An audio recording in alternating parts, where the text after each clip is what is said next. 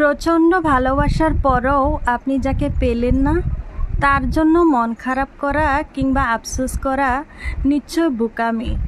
বরং আফসোস তো সেই মানুষটা করবে যে আপনার এই তীব্র ভালোবাসা, আদর, যত্ন অপেক্ষা করে ভালো থাকার লোভে অন্য কাউকে বেছে নিয়েছে।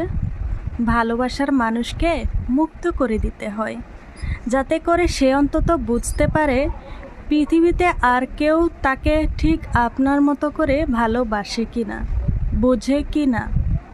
আর যখন সেই মানুষটা সারা পৃথিবী ঘুরেও আপনার মতো আর কাউকে খুঁজে পাবে না, তখন সেই চরম আফসোস করবে। আপনাকে কষ্ট দিয়ে অন্য কারোর সাথে সেও কিন্তু সুখী হতে পারবে না। হয়তো আপনার সামনে সে ভালো থাকার অভিনয় করবে, কিন্তু মনে মনে সে আফসোস করবে।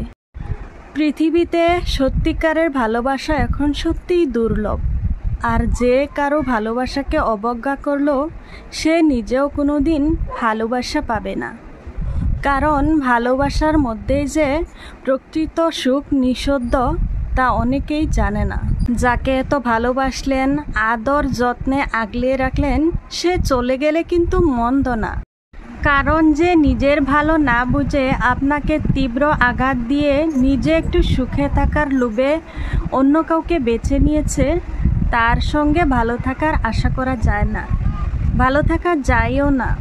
একটা কথা মনে রাখবেন, যাকে তীব্রভাবে ভালোবাসা যায় তার চেয়েও যে তীব্রভাবে ভালোবাসে তাকে হারানোটা অধিক যন্ত্রণার, বেদনার।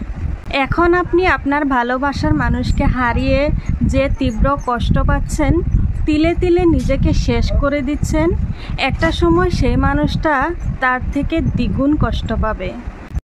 আপনি তাকে যে ভালোবাসা, আদর, যত্ন দিয়েছেন তার কথা মনে করে। ভালোবাসা আর সময় কারো কাছে নিজের দেনা পাওনা রাখে না। সময় বুঝে সুদে আসলে সুদ করে দেয়। অতঃপর আপনি তার স্বার্থপরতার কথা ভেবে একটা সময় আপনিও নিজেকে বদলে নেবেন, কষ্টকে জয় করে ভালো থাকতে শিখে নেবেন।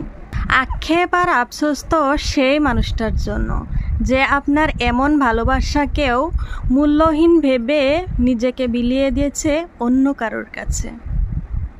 ভিডিওটি ভালো লাগলে একটি লাইক করে দিবেন আর শেয়ার করে দেবেন।